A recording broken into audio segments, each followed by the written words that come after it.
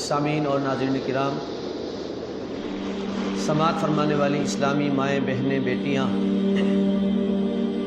الحمدللہ گزشتہ کئی درسوں سے آپ سورہ فاتحہ کا ترجمہ اور اس کی تفسیر سماعت فرما رہے ہیں۔ سورہ فاتحہ قرآن کریم کا خلاصہ ہے اور سورہ فاتحہ ام الکتاب ہے۔ سورہ فاتحہ قرآن کریم کی ابتدا ہے اور سورہ فاتحہ دعا ہے۔ اللہ تبارک و تعالی نے اس سورۃ مبارکہ میں اپنے بندوں کو دعا کا طریقہ سکھایا ہے۔ ابھی سورہ فاتحہ کا وہ حصہ ہم بیان کر رہے ہیں جہاں دعا کا آغاز ہوتا ہے، اہدنا الصراط المستقیم، جو آپ نے گزشتہ درس میں بھی اس کو سنا کہ اہدنا الصراط المستقیم کہہ کر انسان جو ہے انتہائی عاجزی اور انکساری کے ساتھ اپنے رب کو پکارتا ہے اور اپنے رب سے مانگتا ہے۔ کیا مانگتا ہے؟ کہ یا اللہ مجھے سیدھا راستہ دکھا۔ مفسرین کرام فرماتے ہیں کہ یہاں پر دیکھیں کہ اللہ تبارک و تعالی نے جو جملہ استعمال فرمایا ہے کہ یا اللہ ہمیں دکھا سیدھا راستہ، اللہ رب ذوالجلال نے یہ نہیں فرمایا اہدنا الصراط القرآن کہ اللہ ہمیں قرآن کا راستہ دکھا، اہدنا الصراط الرسول ہمیں رسول کا راستہ دکھا۔ یعنی اللہ رب ذوالجلال نے یہاں ایسا جملہ استعمال فرمایا جس سے یہ بات سمجھ میں آ رہی ہے کہ صرف قرآن کو پڑھنے سے از خود اس کا ترجمہ یا تفسیر کرنے سے یا اس کو سمجھنے کی کوشش کرنے سے انسان کبھی بھی کامل راستہ نہیں پکڑ سکتا، ہدایت میں نہیں آ سکتا۔ اور اگر کتاب کو چھوڑ کر صرف رسول کی اتباع کرے اور کوئی آدمی یہ کہے کہ میں تو رسول اللہ صلی اللہ علیہ وسلم کو مانتا ہوں، اس کا امتی ہوں، میں تو اپنے پیارے آقا صلی اللہ علیہ وسلم کے فرمان عالی شان پہ عمل کروں گا، میں کتاب کو سامنے نہیں رکھوں گا یا کتاب پہ عمل نہیں کروں گا، تو وہ بھی کبھی بھی سیدھے راستے پر نہیں چل سکتا، جنت کے راستے پر نہیں چل سکتا، اللہ کے راستے پر نہیں چل سکتا۔ تو رب العالمین نے وسیع فرما دیا اس بات کو،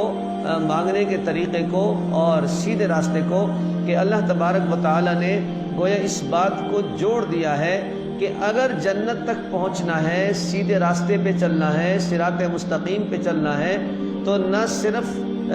قرآن سے آپ آگے بڑھ سکتے ہیں، نہ صرف رسول سے آگے بڑھ سکتے ہیں، بلکہ آپ کو قرآن کریم کی بھی ضرورت ہے اور رسول اللہ صلی اللہ علیہ وسلم کی ہدایت کی بھی ضرورت ہے۔ اس لیے کہ قرآن کریم جو ہے وہ مجمل ہے، گویا کہ وہ عبارت ہے، اور رسول اللہ صلی اللہ علیہ وسلم اس کی تفسیر ہے۔ رسول اللہ صلی اللہ علیہ وسلم گویا اس کے معلم ہیں۔ قرآن کریم جو ہے خاموش پیغام ہے، خاموش جو ہے وہ احکامات ہیں، اس کی تشریح اور اس کی تفسیر وہ رسول اللہ صلی اللہ علیہ وسلم ہے۔ اور پھر یہاں پر صراط الذین انعمت علیہم، ان لوگوں کا راستہ جن پر تیرا انعام ہوا، ان لوگوں کا راستہ جس پر تیرا انعام ہوا۔ یہاں بھی رب ذوالجلال نے ایک بڑا اہم نقطے کو بیان فرمایا ہے، ایک علم کے باب کو کھولا ہے جس پہ مفسرین تبصرہ فرماتے ہیں کہ اللہ تبارک و تعالی نے یہ ایک لائن ہمیں دے دی، ایک راستہ دے دیا، ایک اشارہ فرما دیا کہ اولئک الذین انعم اللہ علیہم من النبیین والصدیقین والشہداء والصالحین، کہ انعام یافتہ لوگ کون ہیں؟ انعام یافتہ لوگوں میں سب سے پہلے نبیین ہیں، پھر صدیقین ہیں، پھر شہداء، پھر صالحین ہیں۔ اللہ رب ذوالجلال نے یہ بھی بتا دیا کہ جو سیدھا راستہ ہے وہ نبوت رسول اللہ صلی اللہ علیہ وسلم کی زندگی کے حد تک نہیں ہے کہ آپ صلی اللہ علیہ وسلم دنیا سے پردہ فرما گئے اور جناب آپ کا انتقال ہو گیا یا آپ دنیا سے تشریف لے گئے تو دین ختم ہو گیا یا سیدھا راستہ ختم ہو گیا یا جنت والا راستہ ختم ہو گیا۔ تو اللہ تبارک و تعالی نے اس سیدھے راستے کو اپنے پیارے پیغمبر نبی کریم صلی اللہ علیہ وسلم کی مبارک زندگی کے ساتھ مشروط بھی نہیں فرمایا،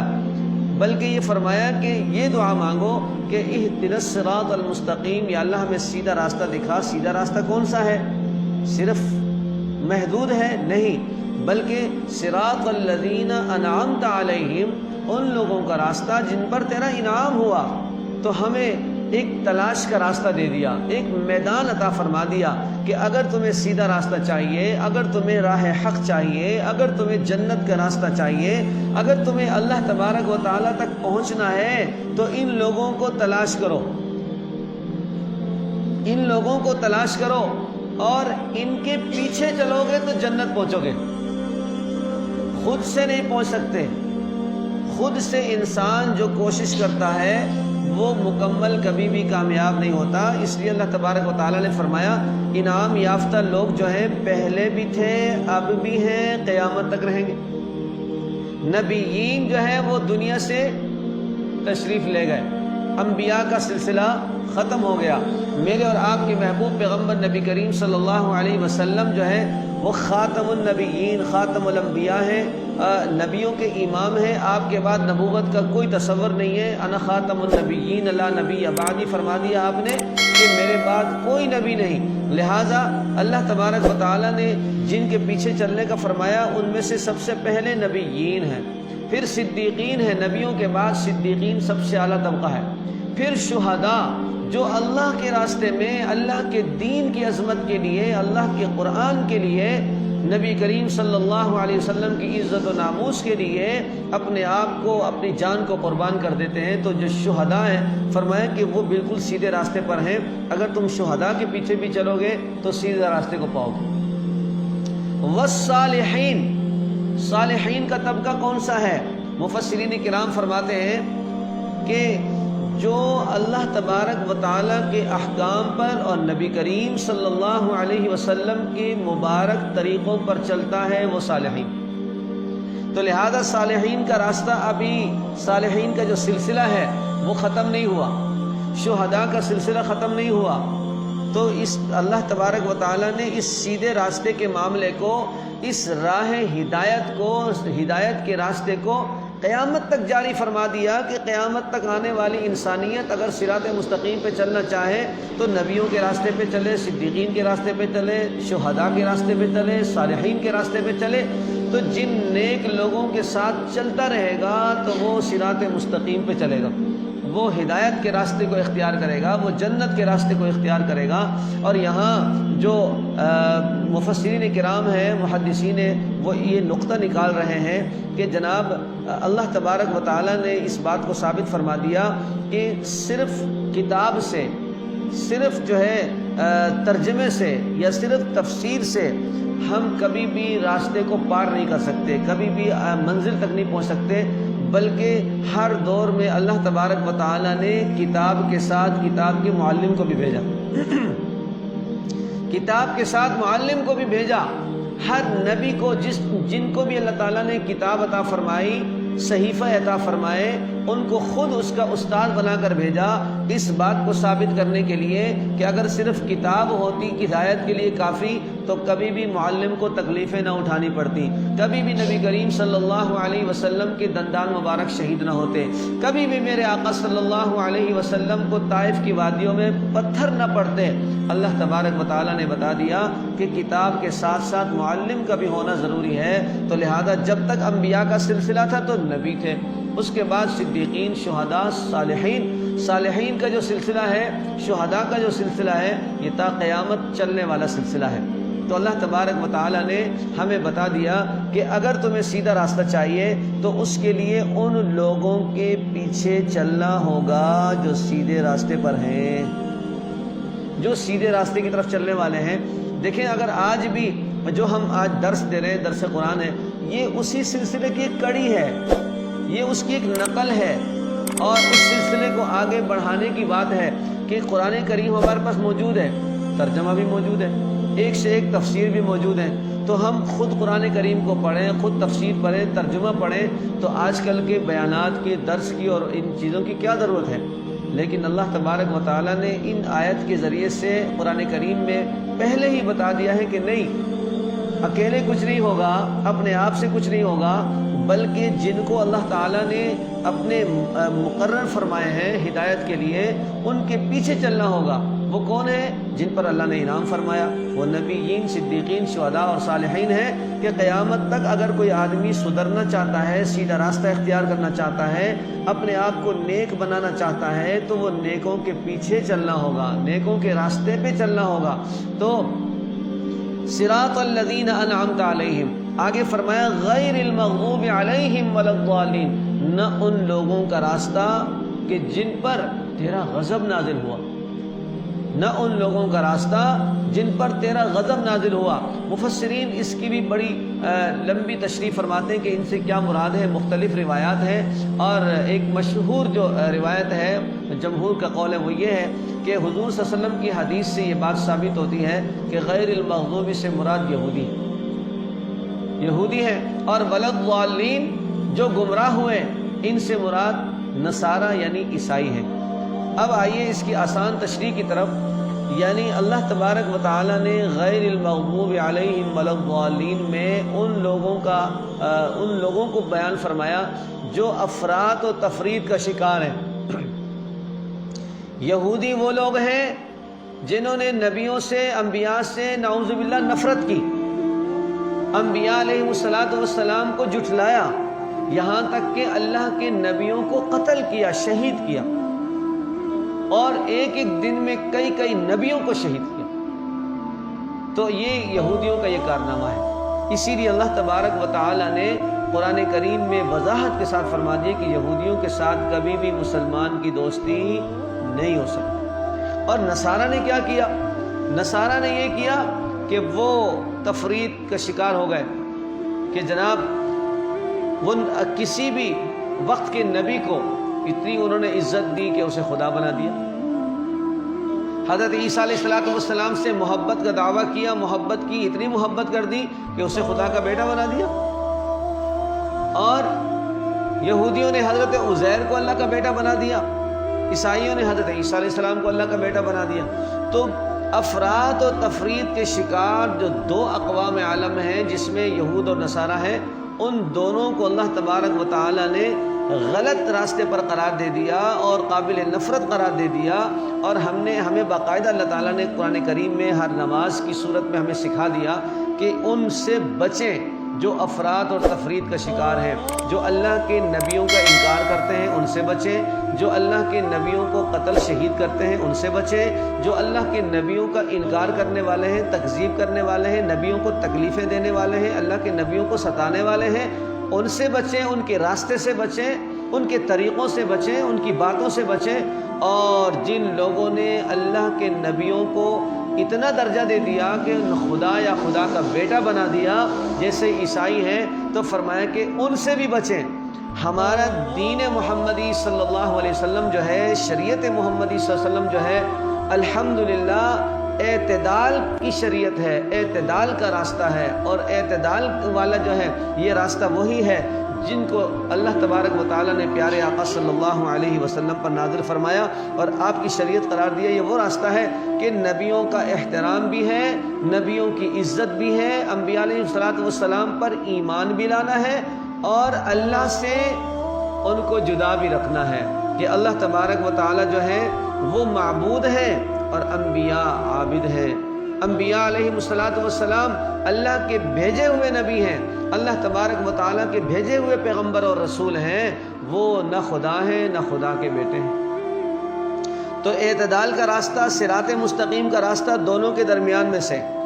اللہ تبارک و تعالیٰ نے مقرر فرما دیا کہ ایک طرف یہودیوں کا راستہ دکھا دیا کہ یہ وہ ہیں جو نبیوں کی گستاخی کرنے والے ہیں، انبیاء کو جھٹلانے والے ہیں، انبیاء علیہ السلام کو شہید یا قتل کرنے والے ہیں، اور دوسری طرف کون ہے؟ عیسائی ہیں، نصارہ، جو اس وقت پوری دنیا میں مختلف جگہوں پر، مختلف ملکوں اور شہروں پر ہیں۔ یہ وہ لوگ ہیں کہ جو اللہ کے نبیوں کو اتنا آگے بڑھایا کہ خدا بنا دیا یا اللہ کا بیٹا قرار دے دیا۔ تو ہمارا راستہ درمیان میں سے اہدنا الصراط المستقیم، یا اللہ ہمیں سیدھا راستہ عطا فرما، نہ ان لوگوں کا راستہ جن پر تیرا غضب نازل ہوا، اور نہ ان لوگوں کا راستہ جو گمراہ ہو گئے اور وقت کے نبی کو خدا کا بیٹا بنا دیا۔ تو الحمدللہ ہم صراط مستقیم پر اور میرے پیارے آقا صلی اللہ علیہ وسلم کی حدیث مبارک ہے کہ جس طرح پہلے لوگ فرقوں میں بٹ گئے ہیں اور تقسیم ہو گئے ہیں، میری امت بھی جو ہے فرقوں میں بٹ جائے گی، لیکن اس میں ایک فرقہ جو ہے وہ جنت میں جائے گی، باقی سب جہنم میں جائیں گے۔ تو آپ صلی اللہ علیہ وسلم سے عرض کیا گیا، یا رسول اللہ صلی اللہ علیہ وسلم، وہ کون سا فرقہ ہے کہ جو جنت میں جانے والی ہے، جو نجات حاصل کرنے والی ہے؟ آپ نے فرمایا ما انا علیہ و اصحابی۔ کتنا واضح میرے پیارے آقا صلی اللہ علیہ وسلم نے اس میں اشارہ فرما دیا، ما انا علیہ و اصحابی، جس پر میں ہوں اور میرے اصحاب ہیں۔ یعنی کہ آج کے دور میں اگر بآسانی آپ سمجھنا چاہیں، دیکھنا چاہیں، پرکھنا چاہیں، تو جو صحابہ کرام کا نام لیوا ہے، جو صحابہ سے محبت کرنے والے ہیں، جو صحابہ کے پیچھے چلنے والا ہے، جو صحابہ کرام کو اپنا مقتدا اور پیشوا ماننے والے ہیں، جو صحابہ سے محبت کرنے والے ہیں، وہ لفظ میرے آقا صلی اللہ علیہ وسلم کی اس مبارک حدیث میں موجود ہے کہ جس راستے پر آپ تھے اس راستے پر آپ کے صحابہ تھے۔ اور یہ میرے آقا نے اپنی زبان مبارک سے فرما دیا، ما انا علیہ و اصحابی۔ وہ راستہ نجات کا راستہ ہے، وہ جماعت کامیابی کی والی جماعت ہے، وہ جماعت جنت والی جماعت ہے جس پر میں ہوں اور میرے صحابہ ہیں۔ تو صراط مستقیم کیا ہوا؟ نبی کا راستہ اور نبی کے صحابہ کا راستہ۔ علیکم بسنتی و سنت الخلفاء الراشدین المہدیین، کہ تم پر میری سنت واجب ہے، لازم ہے، اور میرے خلفاء راشدین کی سنت لازم ہے۔ اور اللہ تبارک و تعالیٰ نے نقشہ بھی ہمیں بتا دیا۔ نقشہ ایک تو ہوتا ہے صرف ارشاد فرمانا، الفاظ کے ذریعے سے بتانا، قرآن کے ذریعے سے بتانا۔ اللہ تبارک و تعالیٰ نے پریکٹیکل بھی ہمیں دکھا دیا کہ آج میرا نبی، میرا اور آپ کا محبوب پیغمبر جو ہے وہ جنت میں آرام فرما ہے، وہ جنت میں، جنت کے ٹکڑے میں آرام فرما ہے، اور میرے نبی کے ساتھ ان کے اصحاب بھی آرام فرما ہے۔ ابو بکر و عمر جو ہیں وہ آپ کے صلی اللہ علیہ وسلم کے دائیں بائیں آپ کے پہلو میں سوئے ہوئے ہیں، اور قرآن کریم کی آیت منا خلقناکم وفیہا نعیدکم ومنہا نخرجکم تارۃ اخری، کہ جس مٹی سے اللہ تبارک و تعالیٰ نے جس کو بنایا ہے اسی مٹی میں اللہ تبارک و تعالیٰ بندے کو انتقال کے بعد لٹا دیتے ہیں۔ تو اللہ رب ذوالجلال نے جنت کی مٹی سے میرے نبی کو پیدا فرمایا، اور جنت کی مٹی سے ہی ابو بکر و عمر کو پیدا فرمایا، اور پھر فرمایا کہ جب وہ ما بین بیتی و منبری روضۃ من ریاض الجنہ، میرے پیارے آقا صلی اللہ علیہ وسلم نے بتا دیا کہ میرے گھر اور میرے محراب اور منبر کے درمیان کی جو جگہ ہے یہ جنت کے باغوں میں سے ایک باغ ہے، جنت کے ٹکڑوں میں سے ایک ٹکڑا ہے۔ تو آج میرے آقا صلی اللہ علیہ وسلم بھی جنت میں سوئے ہوئے ہیں، اور آپ کے دائیں بائیں چلنے والے آپ کے جو وزیر و مشیر تھے وہ بھی آپ صلی اللہ علیہ وسلم کے ساتھ جنت میں سوئے ہوئے ہیں۔ تو ما انا علیہ و اصحابی کو اللہ تبارک و تعالیٰ نے یہاں پر بالکل پریکٹیکل ہمیں دکھا دیا کہ نبی کا راستہ کون سا ہے، نبی کے صحابہ کا راستہ کون سا ہے۔ دیکھیں جنت میں سوئے ہوئے ہیں، جو ان سے محبت کرنے والے ہیں، جو ان کے پیچھے چلنے والے ہیں، جو ان کی اقتداء کرنے والے ہیں، وہی صراط مستقیم پر ہیں اور وہی جنت کے راستے پر ہیں۔ تو یہ سورہ فاتحہ جو ہے یہ سورہ شفا ہے، یہ دعا ہے۔ اللہ تبارک و تعالیٰ نے شہنشاہانہ طریقے سے مانگنے کا طریقہ ہمیں سورہ فاتحہ میں سکھایا ہے۔ پورے قرآن کا خلاصہ ہے، میں نے عرض کیا تھا کہ پورے آسمانی کتابوں کا علم اللہ تبارک و تعالیٰ نے قرآن کریم میں جمع فرمایا، اور پورے قرآن کے خلاصے کو اللہ نے سورہ فاتحہ میں جمع فرمایا۔ تو لہٰذا ہمیں سورہ فاتحہ کا ورد رکھنا چاہیے، سورہ فاتحہ کو اچھی طریقے سے سیکھنا چاہیے، سورہ فاتحہ کے تلفظ کو صحیح پڑھنا چاہیے، تاکہ ہم جب بھی نماز میں پڑھیں، فرض میں پڑھیں، واجب میں پڑھیں، سنت میں پڑھیں، نفلوں میں پڑھیں، تو ہم اللہ تعالیٰ سے جب بات کریں تو تلفظ کے ساتھ بات کریں، ترجمے اور اس جناب والا تجوید کے ساتھ بات کریں، ورتل القرآن ترتیلا، ترتیل کے ساتھ بات کریں۔ جب ہم کسی عربی سے، کسی انگلش بولنے والے سے، کسی فارسی بولنے والے سے ہم اس کی زبان میں بات کرتے ہیں تو ہماری کوشش ہوتی ہے کہ یار میں فارسی صحیح بولوں، میں انگلش صحیح بولوں، ایسا نہ ہو کہ وہ مجھ پہ ہنسے، الٹے سیدھے الفاظ کے ساتھ میں انگریزی میں بات کروں۔ اگر میں پشتو میں بات کر رہا ہوں تو ایسا نہ ہو کہ میں پشتو غلط بول رہا ہوں اور اگلا آدمی مجھ پہ ہنسے اور میرا مذاق اڑائے۔ کتنے آدمی کوشش کرتا ہے۔ ہم جب اللہ تبارک و تعالیٰ سے نماز میں بات کرتے ہیں، الحمدللہ رب العالمین الرحمن الرحیم مالک یوم الدین، تو ہمیں چاہیے کہ ہم الٹے سیدھے الفاظ نہ پڑھیں،